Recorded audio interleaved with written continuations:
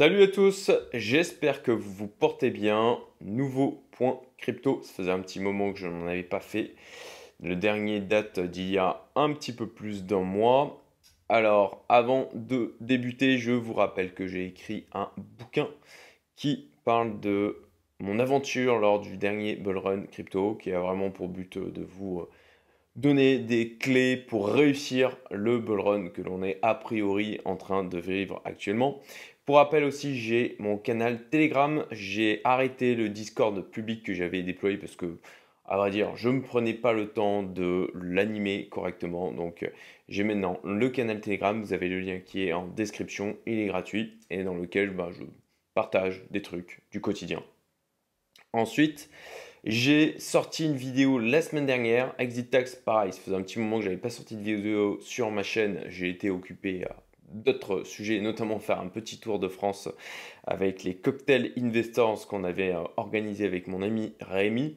Et donc, pour tous ceux qui s'intéressent à la thématique du départ de la France, posez-vous la question de l'exit tax.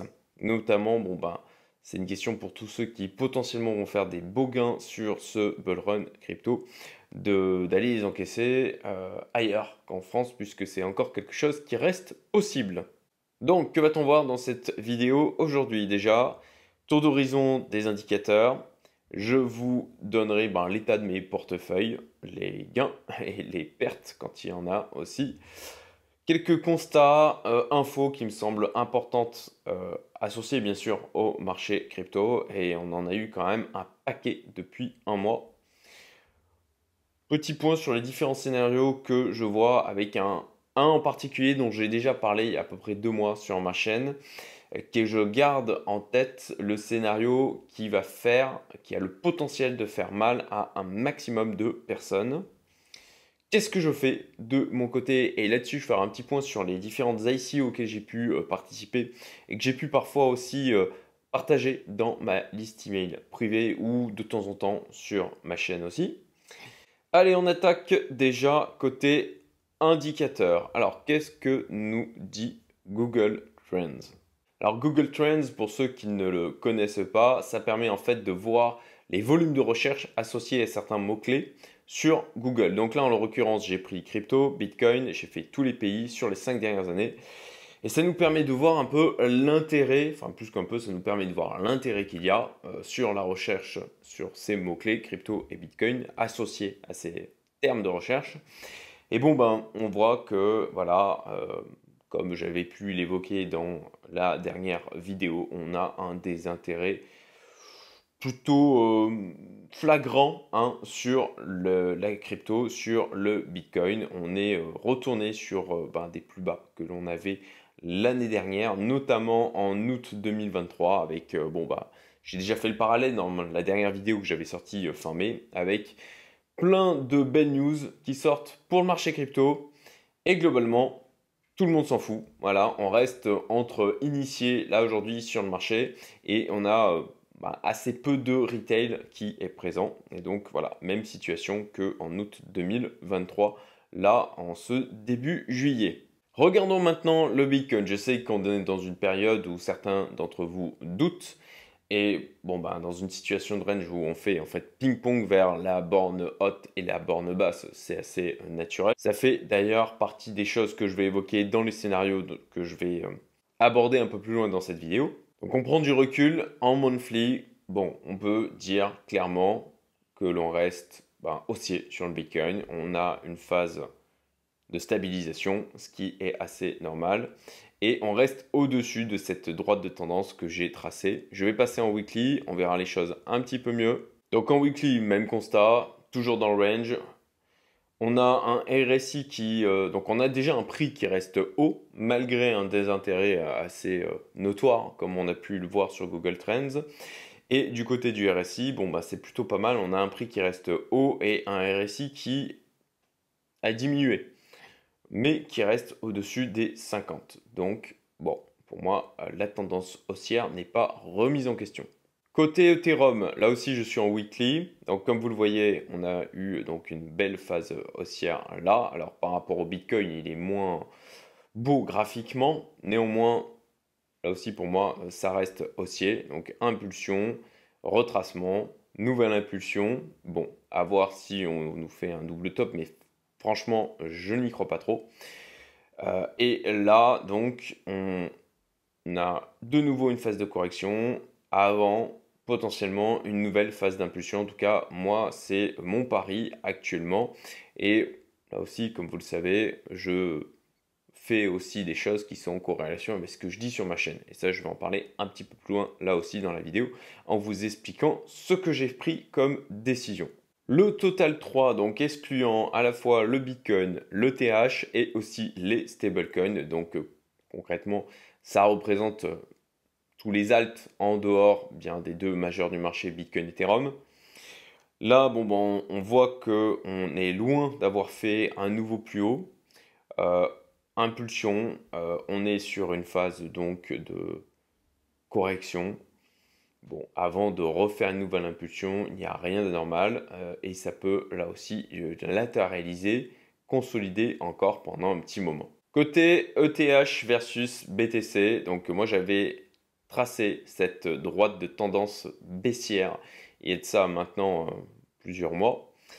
Et donc, à mon sens, là, on est en weekly, on a cassé la droite de tendance baissière, on s'est installé au-dessus. Donc, là aussi, pour ma part, je suis surpondéré aujourd'hui en ETH dans le portefeuille. Et de la même manière, je vais l'évoquer un peu plus loin dans la vidéo. Côté flux des ETF Bitcoin, donc comme on peut le voir, on a enchaîné une période d'outflow et puis de nouveau on a des inflows qui sont plutôt positifs.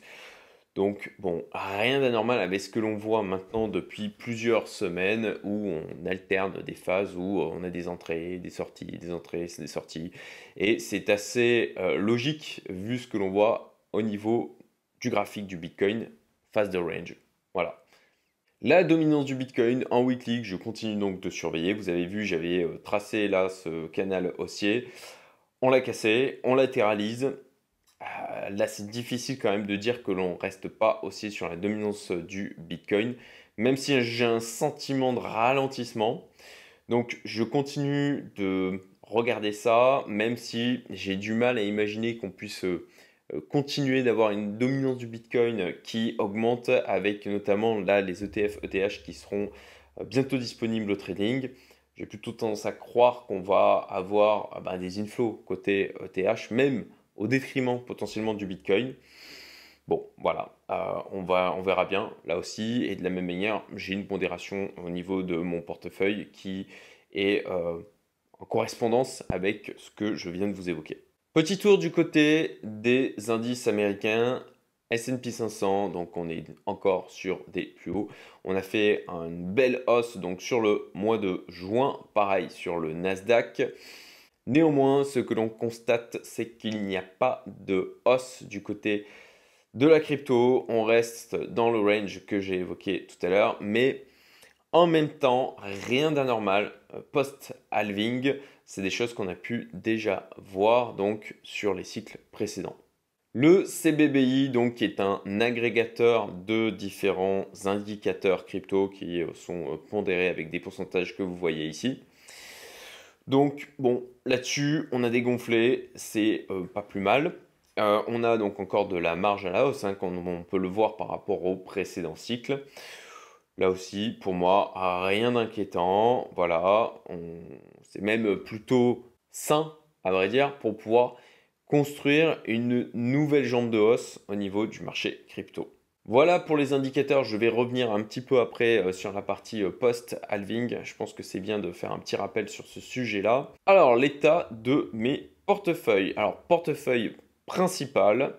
Comme vous le voyez, je reste en gain à plus 70%. Le Bitcoin représente à peu près 26% de ce portefeuille, 20% du côté de l'ETH. J'ai de l'USDC en réserve pour quasi 8%. Toujours du token Artrade qui a bien baissé depuis maintenant plusieurs semaines, puisqu'il s'est quand même pris par rapport à son plus haut à moins 90%. Heureusement que j'avais pris quand même des plus-values, que je me suis assuré de rester en gain sur donc cette belle ICO que j'avais pu, à laquelle on avait pu accéder à l'intérieur de ma communauté privée.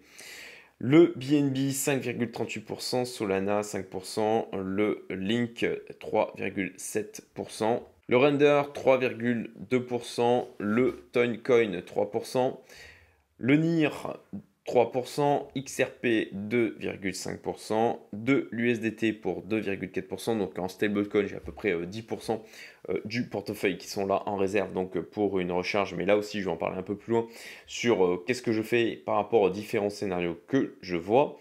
Le BGB, le Bitget Token 2,39%, l'AKT 1,76%, AGIX 1,74%, le Fetch 1,66, le JTO 1,49. Et après, bon, c'est les poussières, on va dire, de mon portefeuille, avec du Shiba 0,67%, Illuvium 0,54%, du Dogecoin 0,44%, du Rocket Pool 0,39%.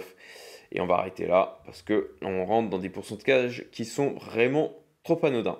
Ensuite, mon petit portefeuille gaming qui s'est pris une bonne petite claque depuis que je l'ai constitué. Je suis à moins 58%. Et enfin, le petit portefeuille RWA, moins 21% sur celui-ci. Alors, il y a Hondo qui a très bien résisté, qui a permis d'amortir la baisse de ce portefeuille. Et enfin, CryptoBulo, qui est donc un service que j'utilise depuis maintenant octobre 2022, si je ne me trompe pas, dont j'ai parlé plusieurs fois sur ma chaîne, dont j'ai parlé aussi dans ma liste email. Voilà, actuellement je suis à plus 60%, donc pas très loin au final de la performance de mon portefeuille principal qui a plus 69%. Et in fine, avec moins de travail que ce que je peux effectuer sur mon portefeuille principal. Constat, information donc importante autour de l'univers crypto Bitcoin, et il y en a un paquet. Alors déjà, je voudrais revenir sur les post-halving et rappeler que après un halving, il ne se passe pas grand-chose pendant quelques semaines, même quelques mois.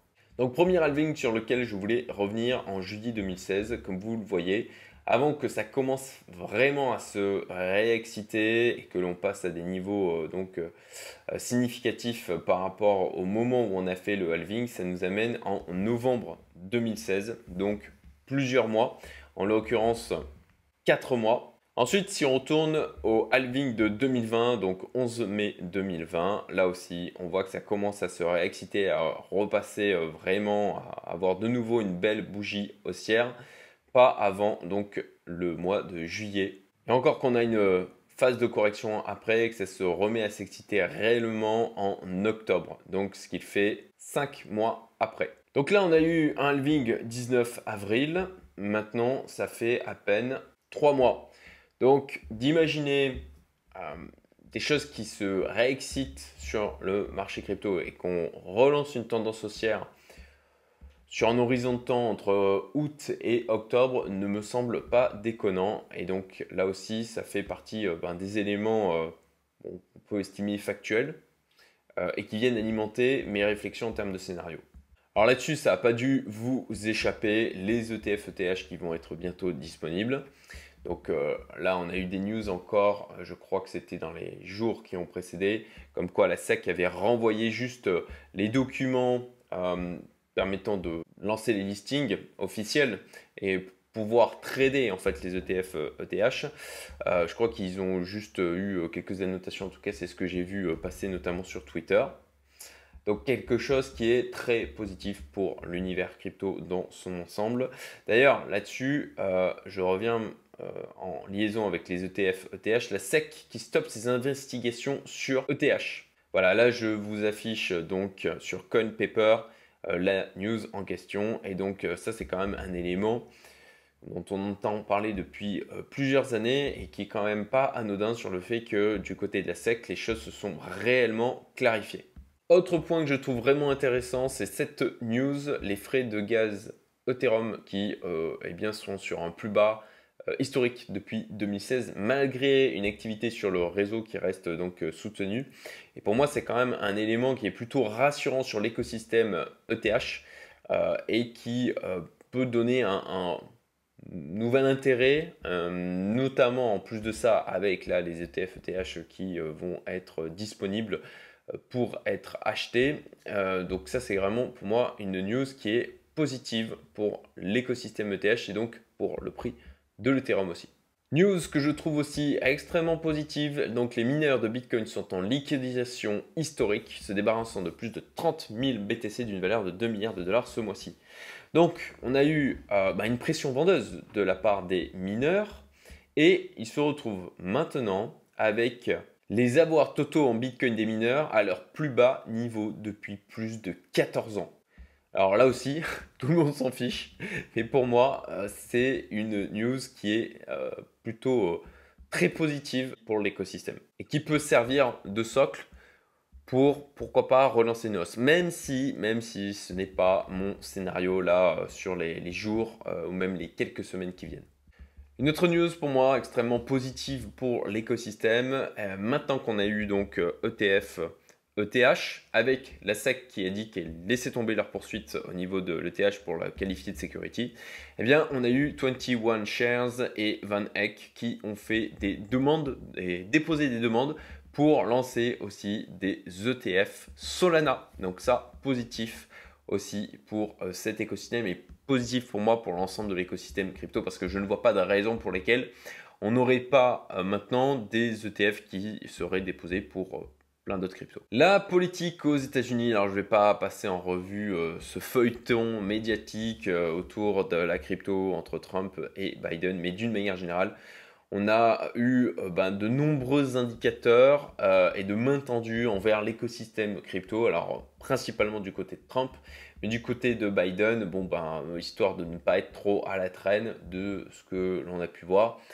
Il y a eu aussi une ouverture positive envers la crypto. Et ça aussi, pour moi, c'est quelque chose d'extrêmement positif pour le marché. Alors, je vous ai parlé de news positives, et pour moi, il y en a là quand même un paquet. Avec, comme je l'évoquais tout à l'heure, un désintérêt toujours du retail, un prix qui reste élevé. Néanmoins, on a quelques éléments qui viennent alimenter, on va dire, la peur. Donc voilà, j'en ai noté deux principaux.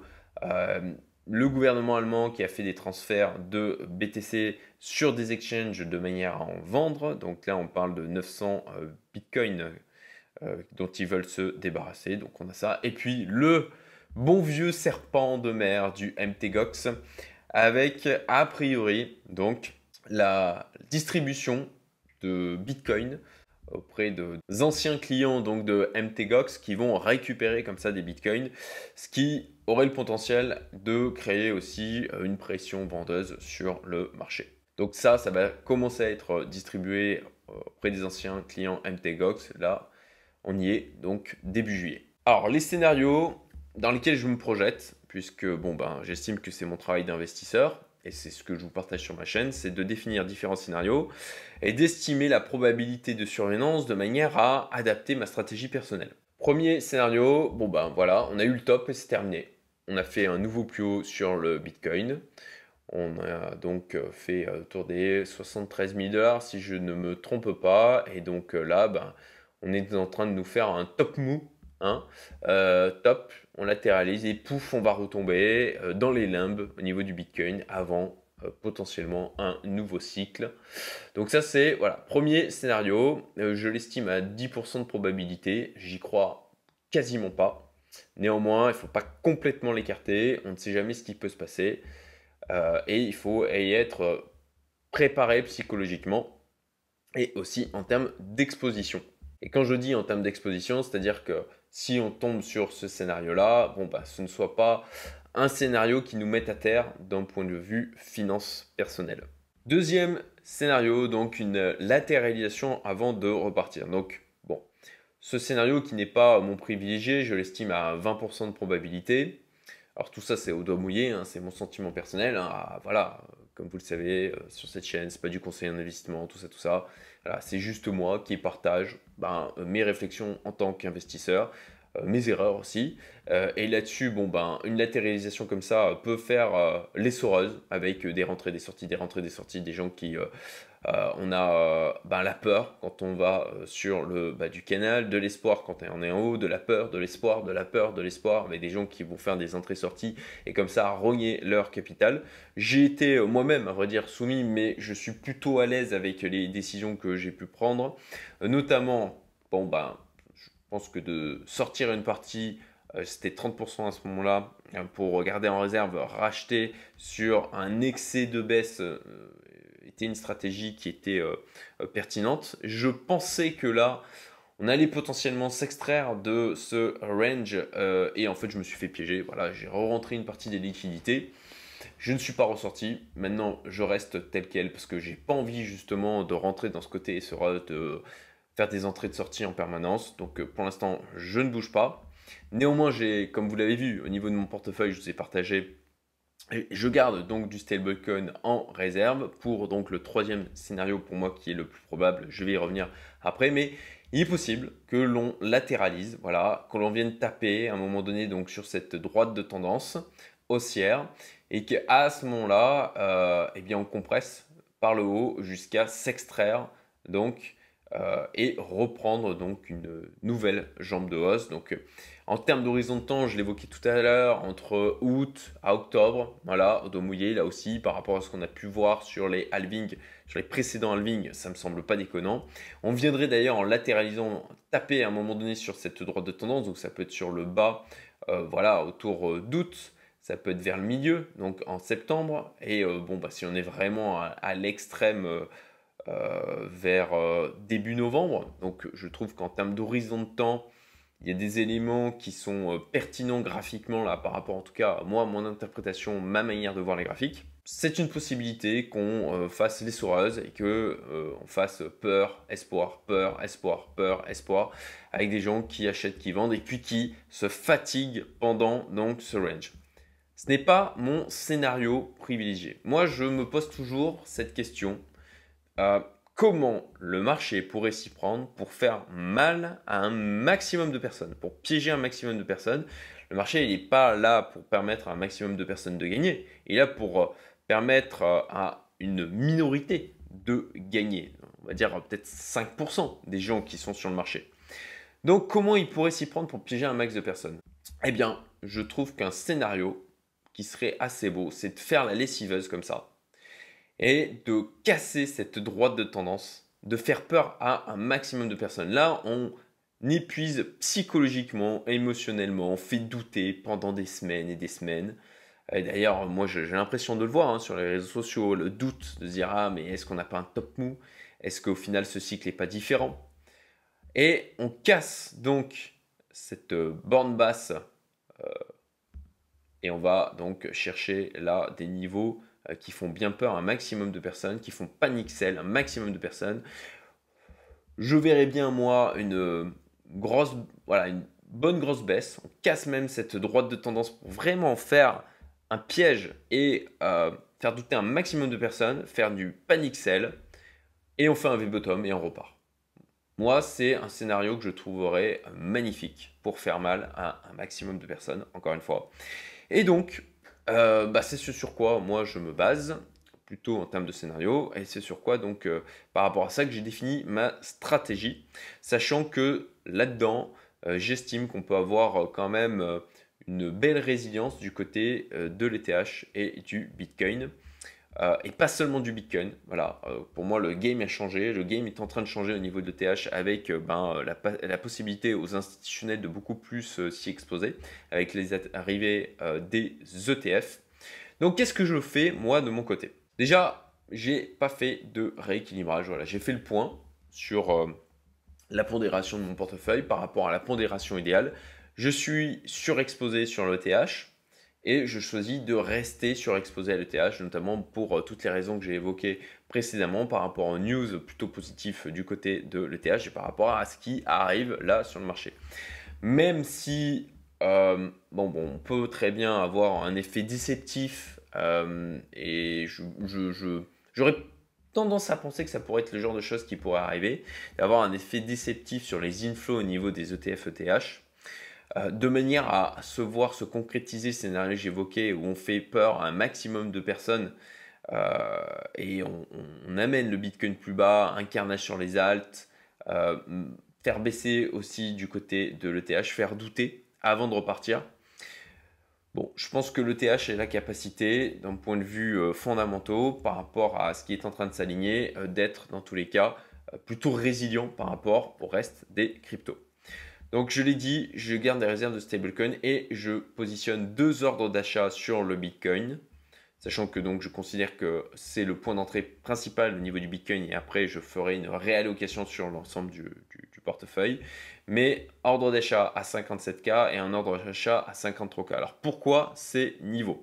Donc par rapport au retracement de Fibonacci, là je suis à peu près sur 56 000 $. Là sur 51 000, 52 000 $. Voilà. Bon, je pense que je suis pas seul à les regarder. Pas certain qu'on aille jusque là. Et ça me semblerait pas déconnant qu'il y ait des ordres d'achat qui soient positionnés par rapport à ces retracements. Donc j'ai mis un peu au-dessus. D'où les 57K et 53K. Après, du côté des runes, alors je salue Loïc si jamais il regarde cette vidéo qui a attiré à nouveau mon attention sur l'écosystème runes. Je vais faire un peu de dégène, je vais en prendre quelques-unes, voilà, donc via cette plateforme qui s'appelle Magic Eden et qui permet donc de, voilà, je ne l'ai pas encore fait, c'est quelque chose que je vais regarder, mais de s'exposer à cette, voilà, ce nouveau narratif, ce nouvel écosystème des runes. Après, du côté bien, des ICO auxquels j'ai pu participer, que j'ai pu parfois vous partager, My Lovely Planet, donc qui est listé sur MEXC. Donc, My Lovely Planet, je ne bouge pas. Voilà, je garde mes tokens. Ovalie 3, Ovalie, pardon, tout court. Elle a été listée donc sur Bitgate, pareil, je ne bouge pas, je garde. Trax, on est en attente de listing. Artrade, donc comme vous le savez, comme vous avez pu potentiellement le voir, le cours du token a pris très cher puisqu'on s'est pris en moins 90%. Dans tous les cas, moi je me suis assuré d'être en plus-value, tout court, pas latente. Ils ont lancé quand même quelque chose qui est assez important, hein, à savoir donc un Pablo Picasso tokenisé donc sur l'écosystème Artrade. Donc voilà, de ce côté-là, moi je patiente. Le TADA qui a été listé sur Qtcoin il y a donc maintenant plusieurs mois, pareil, je patiente, je garde mes tokens. Oxia Origin, donc je te remercie Nathan, j'ai pu m'exposer donc sur ce projet et bon bah j'ai pas accès encore au token, il y a du vesting donc pareil, là, rien à faire, j'attends. Wak Welly, alors j'ai proposé donc au fondateur de l'interviewer à nouveau sur ma chaîne pour qu'il nous parle en fait du projet. Donc interview sur ma chaîne à venir, là sur le mois de juillet. Lizzy, donc pour Lizzy, j'ai mis en stacking ce que j'avais, donc rien de plus là-dessus aussi. On est arrivé au bout de cette vidéo, je vous mets des vidéos en lien, la vidéo sur l'exit tax à aller voir si vous pensez à l'expatriation, c'est essentiel. Et aussi la vidéo où j'avais parlé du nettoyage de portefeuille, donc des alts que j'ai dégagés, que vous retrouverez donc à gauche. Je vous souhaite une excellente journée et je vous dis à très bientôt. Salut à tous.